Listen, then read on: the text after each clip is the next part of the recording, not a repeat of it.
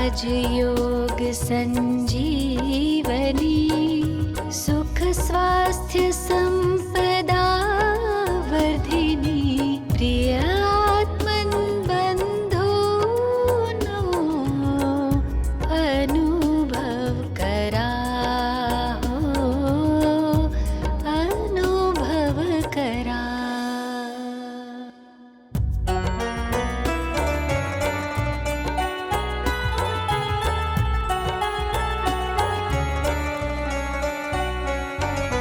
शिव पिता योग शिकवी दुःखाचा वडवा विझवी जीवन नंदन वन फुलवी ज्ञानामृत रस पान करा अनुभव करा।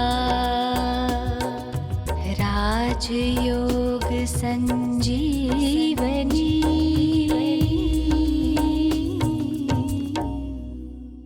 नमस्कार दर्शक मित्र, राजयोग एक संजीवनीमध्ये मी तुमचं पुन्हा खूप स्वागत करते।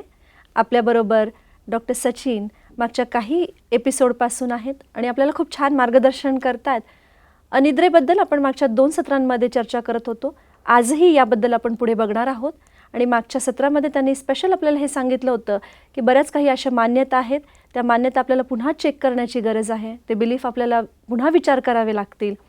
परत त्यांनी एक छोटीशी संजीवनी दिली होती की 1 तासामध्ये 1 मिनिट स्वतःला आपल्या शरीरापासून एक भिन्न सत्ता आहे हे जर पुन्हा पुन्हा प्रोग्रामिंग आपल्या माइंडला दिली तर मला असं वाटतं की त्याचा फायदा मला स्वतःला खूप झाला आहे, तर ते तुम्ही केलाच असणार आहे। तर आज आपण पुन्हा अनिद्रेवर एक छान चर्चा करणार आहोत। तर मी डॉक्टर सचिन यांचं पुन्हा स्वागत करते। ओम शांती, नमस्कार। ओम शांती। मागच्या भागामध्ये तुम्ही डेल्टा स्लीपबद्दल बोलत होता आणि स्लीपच्या तुम्ही बऱ्याच स्टेजेसही सांगितल्या होत्या। तर डेल्टा स्टेजमध्ये बरेच लोक जात नाहीत, काही लोकांना खूप त्रास होतो की जे डीप स्लीप आहे 20 मिनिटाची आणि त्याच्यामुळे त्यांची बॉडी रिपेअर होत नाही, तर त्याची काय कारण आहेत? आपण मागच्या काही सत्रामध्ये पाहिलं की मनाचा आणि शरीराचा संबंध आहे। दिवसभरामध्ये ज्या काही घटना आपल्या घडलेल्या असतात किंवा लहानपणापासून आत्तापर्यंत तुम्ही कॅरी फॉरवर्ड जे काही केलेलं आहे त्याचा परिपाक तुमची स्लीप आहे। योगी लोकांची स्लीप कमी असते, किंबहुना आम्ही तर असं पाहिलेलं आहे की जे योगी असतात ते निद्रेमध्ये सुद्धा सेवा करत असतात किंवा निद्रेमध्ये ते योगामध्ये असतात। म्हणजे शरीर त्यांचं स्लीपमध्ये असतं पण ते जागृत असतात। तर इट इज पॉसिबल की आपल्या मनाचा शरीरावर प्रभाव पडतो आणि हे आता सायन्स ॲक्सेप्ट करतं। तर दिवसभरामध्ये ज्या काही घटना आपल्या आयुष्यात घडलेल्या असतात, तुम्ही बाहेरून जरी नाही दाखवलं तरी आतमध्ये सबकॉन्शियस माइंडमध्ये ते चालू असतात। आतमध्ये ती फाईल क्लोज झालेली नसते आणि अशा कितीतरी फाईल लहानपणापासून असतात आणि योग तर आपल्याला सांगतं की अनेक जन्माच्या फाईली आहेत त्या। तर त्या सगळ्या फाईलाचा परिपाक म्हणजे तुमची झोप आहे आणि जर तुम्ही डीप स्लीपमध्ये जात नाही तर काहीतरी आहे जे तुम्हाला डिटॅच व्हायला देत नाही। ओके, तर ते पुन्हा चेक करणं जरुरी आहे की मला कोणती गोष्ट डिटॅच करू देत नाही। हां, तर ते कुठली तरी गोष्ट आपण पकडून ठेवलेली आहे जी आपल्याला डीप स्टेजमध्ये जायला देत नाही आहे। डीप स्टेज ऑफ स्लीपमध्ये जी नॅचरली तुम्ही जायला पाहिजे। जर तुम्हाला स्वप्न भरपूर पडत असतील किंवा तुमची झोप अशी आहे की तुम्ही थोडं झोपला परत उठावं लागतं, उठता तुम्ही, ज्याला आम्ही म्हणतो लाईट स्लीप आहे, ठीक आहे ना, याचा अर्थ की तुमचं जागृत आहात तुम्ही त्यावेळेला, पण तुम्ही डीपमध्ये न गेल्यामुळे बॉडीचं रिपेअरिंग होत नाही। तर काय अशी गोष्ट आहे जी तुम्हाला डीप स्टेजमध्ये जायला देत नाही, ते तुम्हाला अंतर्मनातील संघर्ष शोधून काढता आला पाहिजे। आणि त्याच्यासाठी तुम्हाला दिवसभरामध्ये तुमचं कर्म चांगलं पाहिजे। म्हणून भगवद्गीतेच्या 2ऱ्या अध्यायात एक श्लोक येतो, योग कर्मसु कौशल्यम, म्हणजे योग जे तुमच्या कर्मामध्ये कुशलता आणते। जर तुमची कर्म चांगली असतील तर तुमची झोप चांगली असते। आणि कर्म चांगली असले म्हणजे काय, फॉर एक्झाम्पल की तुमच्याबरोबर जे काही लोक भेटतात ते भेटल्यानंतर जे आपला संवाद होतो किंवा ज्या काही गोष्ट झाल्या नाही झाल्या इम्परफेक्ट राहिल्या तर ती फाईल तशीच राहिली आणि तुम्ही त्याला तिथे क्लोज नाही केलं तर त्याची आठवण येणार तुम्हाला. तर काही लोकांना हे जमत नाही. काही लोक ठीक आहे बोललं ना जाऊन त्याचा प्रॉब्लेम आपण कशाला घ्यायचा असा पण विचार करतात. तर हे जे घेणं असतं ना जीवनातील परिस्थितीवर ह्याचा तुमच्या झोपेशी डायरेक्ट कनेक्शन आहे. बरोबर. आणि हे बॅकलॉग ठेवायचे नाही. जेवढे बॅकलॉग होत जातात ना तेवढा तुमच्या झोपेवर इफेक्ट येणार आणि जसं वय वाढत जातं बॅकलॉग वाढत जातो. तर फक्त हेच आहे का की म्हणजे जे आपल्या फाईल्स आहेत त्याला आपण क्लोज नाही केल्यामुळे आपल्याला झोपेवर त्याचा इफेक्ट होतो, पण काही असं आहार काही असे आहेत का की जे घेतल्यामुळेही झोपेवर इफेक्ट होतो किंवा बिलकुल झोपण्याच्या अगोदरच जेवलात आणि लगेच झोप त्याचे काही इफेक्ट होतो का? येस, हे पण गोष्टी आपण समजून घेतलेल्या ज्या स्लीप हायजीन मध्ये आपण बघितल्या मागच्या वेळेला की झोपेचं जे शास्त्र आहे ते म्हणतं की झोपण्याच्या 2 तास अगोदर आपला आहार झाला पाहिजे.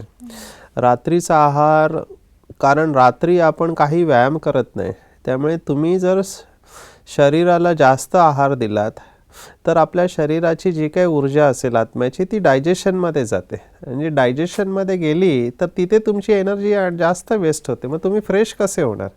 म्हणून हलका आहार घ्यावा, लवकर घ्यावा जेव्हा तुमची डायजेशन पॉवर चांगली असते आणि मग जेवल्यानंतर 2 तासांनी तुम्ही झोपावं.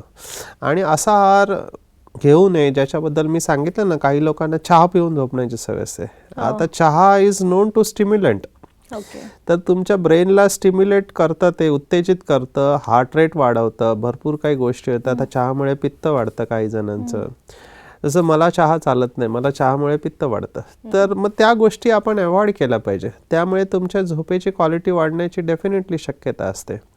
टी व्ही चालू आहे आजूबाजूला किंवा मोठ्या आवाजामध्ये स्पीकर चालू आहे तर ते आवाज तुम्हाला डिस्टर्ब करतात. मग तुम्ही त्या झोपेच्या स्टेजमध्ये, इव्हन लाईट चालू आहे तर लाईटमध्ये सुद्धा झोप येत नाही लोकांना. हां, म्हणून डोळे बंद करताना तुम्ही जर पाहिलं असेल की जे लोक इंटरनॅशनल ट्रॅव्हल करतात त्यांना काळी पट्टी दिली जाते डोळ्यावर. ती काळी पट्टी याच्यासाठी दिली जाते की जेव्हा काळी पट्टी लावली तर लाईट जरी बाहेर असली तर माझं मनाला, मेंदूला सूचना जाते की काळोख झालेला आहे. आणि काळोख झालेला आहे असं कळल्याबरोबर आपल्या मेंदूमध्ये एक हार्मोन निघतं ज्याला आम्ही मेलॅटोनिन म्हणतो. हे मेलॅटोनिन हार्मोन आपल्याला झोपायला मदत करतं. म्हणून हे सगळं स्लीप हायजीनमध्ये येतंच. आणि जेव्हा मी ह्या गोष्टी सांगितल्या ह्या स्लीप हायजीनच्या व्यतिरिक्त आहे, तुम्हाला ह्या फॉलो करायच्याच आहेत की अशी कोणतीही गोष्ट जी तुमच्या मेंदूला उत्तेजित करेल, जे आपण मागे पण पाहिलं ते अवॉइड करायचं आहे. मग जेवणामधले असे काही पदार्थ असतील जे तुम्हाला उत्तेजित करू शकतात. जर तुम्ही एकदम तिखट जास्त पदार्थ घेतलेत तर तिखट पदार्थामुळे तुमचं पित्त वाढू शकतं आणि पित्त वाढलं की तुम्हाला त्रास होऊ शकतं. तुम्ही अति भोजन केलं किंवा उशिरा भोजन केलं तर ते पचन होणं कठीण आहे. ते पचन व्हायच्या अगोदरच तुम्ही झोपलात तर ते तुम्हाला डिस्टर्ब करणार रात्रभर. आणि जर तुमची पचनशक्ती कमजोर असेल तर ह्या सगळ्या गोष्टी इम्पॉर्टंट आहेत. म्हणून आम्ही जे म्हणतो की स्लीप हायजीन फॉलो केल्यानंतर जे राहतं ते म्हणजे मग तुमच्या मनाचा राहतो. एक शरीराचा इफेक्ट असतो, एक वातावरणाचा असतो आणि एक मनाचा असतो. तर जेव्हा मी म्हणतो मनाचा तेव्हा मी गृहीत धरून चालतं की बाकीच्या गोष्टी तुम्ही लक्ष दिलेलं आहे. म्हणजे तुमचं जेवण तुम्ही वेळेवर घेता, 2 तास अगोदर मग झोपता तुम्ही जेवल्यानंतर, वामकुक्षी आहे, शतपावली आहे, हलका आहार आहे आणि उत्तेजन करणारे कुठलाही सीन न बघणं, न ऐकणं, न चिंतन करणं. काही जण रात्री भूताच्या गोष्टी करून झोपतात. तर आता तुम्ही रात्री जर भूताच्या गोष्टी करून झोपलात तर मग तुम्ही ते चिंतन घेऊन झोपत आहात ना. त्यामुळे अशा कुठल्याही गोष्टी घेऊ नये ज्याने भीती वाटेल किंवा आपण त्याच्यावर विचार करत राहू. त्याने तुमची झोप डेफिनेटली डिस्टर्ब होणार. बरोबर. आणि तुम्ही हेही सांगितलं की राजयोगाच्या मदतीने आपण डेल्टा स्टेजमध्ये जाण्याची शक्यता वाढते, जास्त आपण डीप स्लीपमध्ये पण जाऊ शकतो. तर राजयोग आपल्याला डायरेक्ट या प्रकारे पण मदत करतं.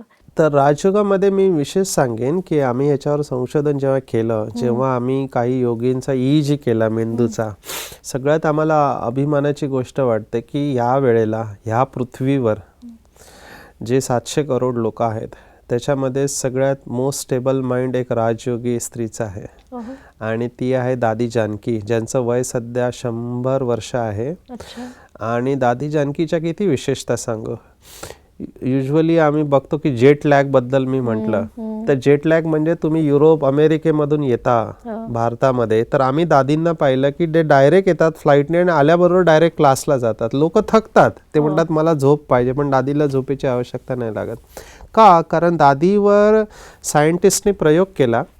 सायंटिस्टने दादींच्या ब्रेनला सगळ्या वायर लावल्या, इलेक्ट्रोड्स लावले आणि दादीचा ब्रेन पॅटर्न चेक केला. तर त्यांना कळलं की दादी कॅल्क्युलेशन करताना, त्यांना माहिती आहे दादी शिकलेली नाही आहे, दादी 3री शिकलेली आहे, दादी जानकी. तर दादींना त्यांनी कॅल्क्युलेशन दिलं की दादीजी तुम्ही 100तून 7 काढा, किती राहिले, आणि त्याच्यातून 7 काढा, असं 100पासून 0पर्यंत आणलं. जेव्हा व्यक्ती असं कॅल्क्युलेशन करत असतो मॅथमॅटिक्सचं, गणिताचं, तेव्हा तो मेंदूचा वापर करत असतो. आणि जेव्हा तुम्ही मेंदूचा वापर करता तेव्हा तुमचा मेंदू बीटामध्ये असतो. पण दादी त्या कॅल्क्युलेशनमध्ये सुद्धा डेल्टा स्टेजमध्ये होती. दादीचा टेम्पोरल लोब म्हणजे इकडचा मेंदू स्टिम्युलेट केला गेला, जेणेकरून दादी थोडी इमोशनली उत्तेजित व्हावी, डिस्टर्ब व्हावी. पण दादींनी त्या स्टेजमध्ये सुद्धा डेल्टा स्टेज दाखवली. तर पहिलं सायंटिस्टना वाटलं की त्यांची मशीन खराब झालेली आहे, कारण अशा प्रकारे डेल्टा स्टेज कोणाची त्यांनी पाहिले. पण जेव्हा त्यांनी कंट्रोल चेक केला तेव्हा कळलं की मशीन बरोबर आहे, दादीची योगाची अवस्था आहे. मग दादींना अवॉर्ड दिला most stable mind in the universe. ओहो, म्हणजे त्यांनी इतकं तपस्या करून ती डेल्टा स्टेज प्राप्त केलेली आहे. दादी most of the time delta स्टेजमध्ये असतात. पण जेव्हा ऑस्ट्रेलियाच्या लोकांना सांगितलं तेव्हा त्यांचा विश्वास बसला नाही. ते म्हणाले तुमची मशीनमध्ये प्रॉब्लेम आहे, तुम्ही आमच्याकडे पाठवा. आणि दादींनी पुन्हा ऑस्ट्रेलियामध्ये तेच रिझल्ट दाखवले. तेव्हा त्यांनी त्याला दुसरं टायटल दिलं, वुमन विथ परफेक्ट रिदम. त्यामुळे राजयोग आणि डेल्टा स्टेजमध्ये जातं हे दादींनी दाखवून दिलेलं आहे. आणि जे चांगले राजयोगी आहेत ते डेल्टा स्टेजमध्ये जातात. हालाकी डेल्टा स्टेजमध्ये जाण्यासाठी तुमची बुद्धी फार शक्तिशाली पाहिजे. म्हणजे दिवसभरामध्ये ज्या काही घटना घडल्या त्या घटना घडल्या कारण दादी अशी संन्यासी नाही आहे. कारण राजयोग संन्यास शिकवत नाही. आम्ही सगळ्या लोकांना भेटतो, घर गृहस्थामध्ये राहून आपले सगळे कामधंदे करून. तर दादी 100 लोकांना दिवसभरामध्ये भेटते, हजारो लोकांसमोर प्रवचन करते. म्हणजे एवढ्या सगळ्या लोकांना भेटून त्या सगळ्या गोष्टींवर फुल स्टॉप लावणं हे कठीण असतं. आणि ते फुल स्टॉप लावणं दादीने ही कला शिकलेली आहे राजयोगाद्वारे. आणि आम्ही भरपूर योगींमध्ये ही स्टेज पाहिलेली आहे. तर राजयोगाचा जर तुम्ही नियमित अभ्यास केला तर ही योग स्टेज प्राप्त करू शकता तुम्ही. ओके. पण थोडं डिसिप्लिन पाहिजे, डेडिकेशन पाहिजे. मेजॉरिटी अल्फा स्टेजमध्ये जातात. बरोबर. डेल्टा स्टेजमध्ये जाण्यासाठी मेहनत लागते. रात्रीची झोप डेफिनेटली इम्प्रूव्ह होते, जी सर्वसाधारण इम्पॉर्टंट आहे. पण 24 तास डेल्टामध्ये राहणं इट्स अ चॅलेंज, ते फार कमी आहे. पण आपण सर्वसाधारण लोकांसाठी म्हणतोय की जर तुम्ही जे त्रिमूर्ती मी अभ्यास सांगितला की ब्रह्मा विष्णू शंकर बनून रात्री झोपण्यापूर्वी आपल्या जीवनातल्या सगळ्या घटना परमात्म्याला देऊन त्याच्या कुशीत जाऊन जर तुम्ही झोपलात तर तुम्ही असा अनुभव करू शकता की तुमची झोप चांगली होते, डीप स्लीप होते आणि दिवसभरामध्ये तुम्हाला थकावट येत नाही. बरोबर. म्हणजे राजयोगाच्या अभ्यासाने आपण अल्फा स्टेजपर्यंत तर जरूर पोहोचूच शकतो.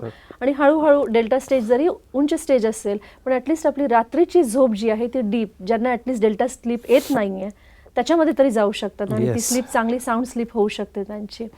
तुम्ही एक मेन्शन हेही केलं होतं की जे लोक घोरतात तो पण एक आजार आहे.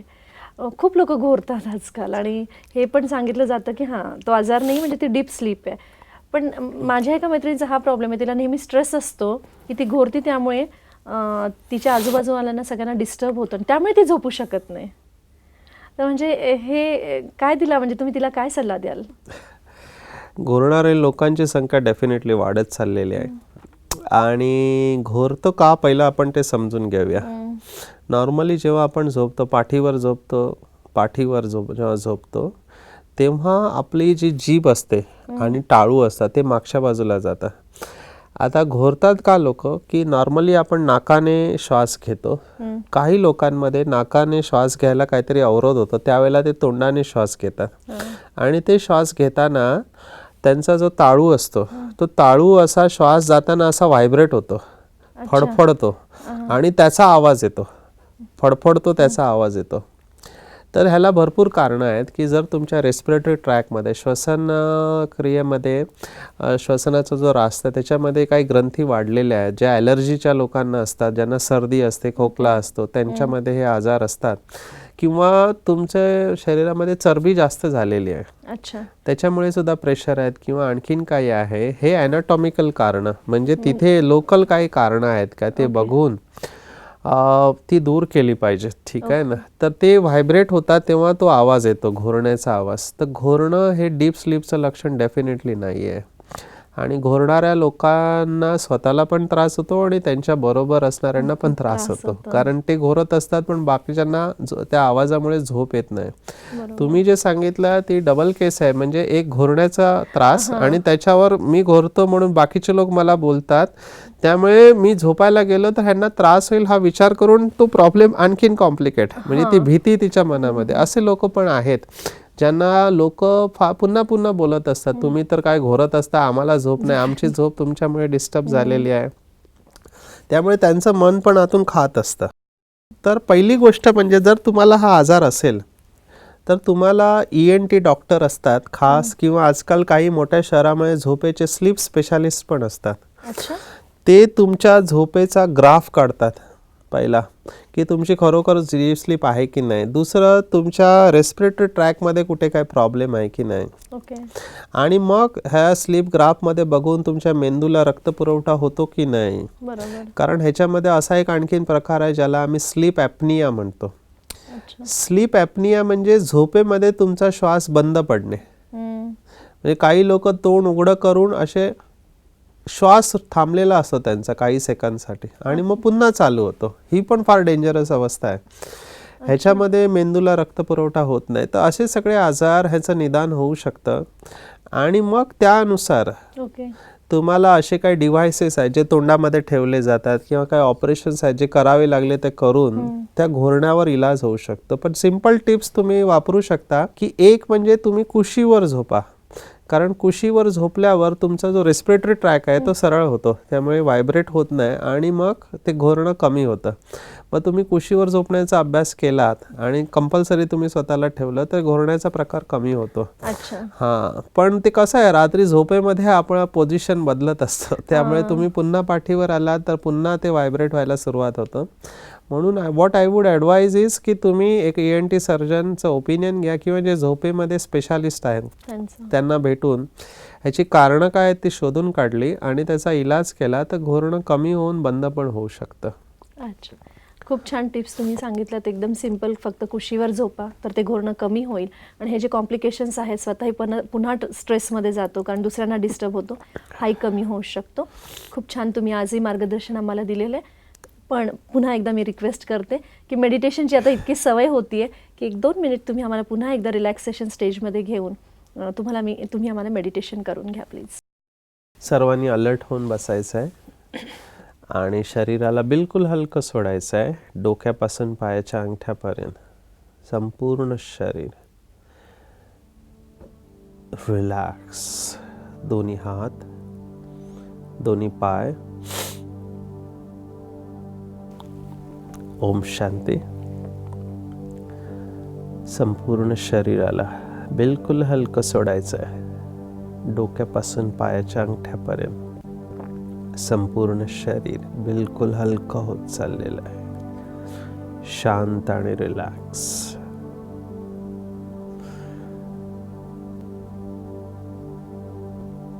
दोन्ही हात, दोन्ही पाय, छाती, पोट, पाठीच्या मांसपेशी, मानेच्या मांसपेशी, चेहऱ्यावरील मांसपेशी बिलकुल हलक्या होत चाललेल्या आहेत,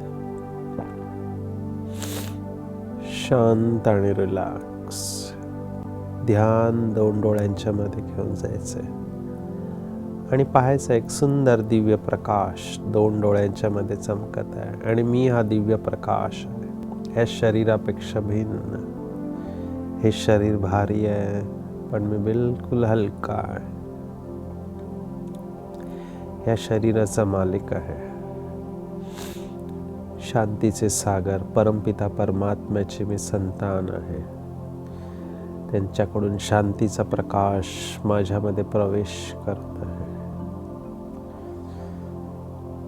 शांतीचा प्रकाश माझ्याद्वारे संपूर्ण शरीरात पसरत आहे. जसा हा प्रकाश माझ्या शरीरात पसरत आहे, शरीरातील सर्व विषारी पदार्थ, टॉक्सिन्स दूर होत चाललेले आहे. शरीरातील प्रत्येक पेशी स्वच्छ आणि पवित्र होत चाललेली आहे. माझा मेंदू शक्तिशाली होत आहे. रेस्पिरेटरी ट्रॅक, श्वसन मार्गातील सर्व ग्रंथी सुदृढ होत चाललेले आहे. सर्व अवरोध दूर होत आहे. माझा श्वास योग्य प्रकारे चालत आहे. माझ्या फुफ्फुसांना देखील शक्ती मिळत आहे. शरीरातील सर्व अंग शक्तिशाली बनत चाललेले आहे. माझ्या शरीरातील सर्व अंग शक्तिशाली बनत चाललेले आहे. मन आणि शरीर बिलकुल शांत आणि रिलॅक्स झालेले आहे. मला खूप बरं वाटतंय. दिवसेंदिवस माझी झोप गाढ होत चाललेली आहे. दिवसेंदिवस माझी झोप गाढ होत चाललेली आहे. झोपेतून उठल्यावर मला अतिशय प्रसन्न आणि फ्रेश वाटतंय आणि हा प्रसन्नता दिवसभर माझ्याबरोबर राहते.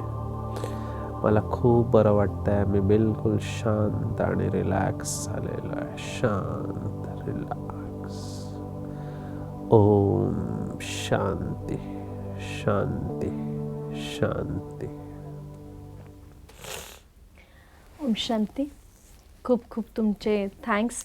आजही तुम्ही आम्हाला डेल्टा स्टेजबद्दल बरीच माहिती दिली. कोणता आहार घ्यायचा, केव्हा घ्यायचा, घोरण्यासाठी म्हणजे कुशीवर कसं झोपायचं, हे सगळ्या गोष्टी तुम्ही आज आम्हाला सांगितल्या. त्याबद्दल तुमचे खूप खूप धन्यवाद, आभार. नमस्कार. ओम शांती. ओम शांती. मित्रांनो, डॉक्टर सचिन यांनी आपल्याला सांगितलं की आजही वर्तमानमध्ये जगामध्ये अशा व्यक्ती आहेत की ज्यांनी डेल्टा स्टेजमध्ये पोहोचून योगाच्या अभ्यासाने इतकं स्वतःच्या माइंडला कंट्रोल केलेलं आहे. आणि हे उदाहरण त्यांच्याकडे आहे. दादी जानकी यांच्याबद्दल ते बोलले की त्यांना पूर्ण वर्ल्डमध्ये त्यांच्यावर रिसर्च केले गेले. त्यांच्या माइंडवर सायंटिस्टने स्पेशल रिसर्च करून हे दाखवलं की योगाद्वारे आपण हे करू शकतो. आणि राजयोगाचा प्रयोग तुम्हीही करा. आपण नवीन चर्चा करूयात पुढच्या भागात. तोपर्यंत मला रजा द्या. नमस्कार.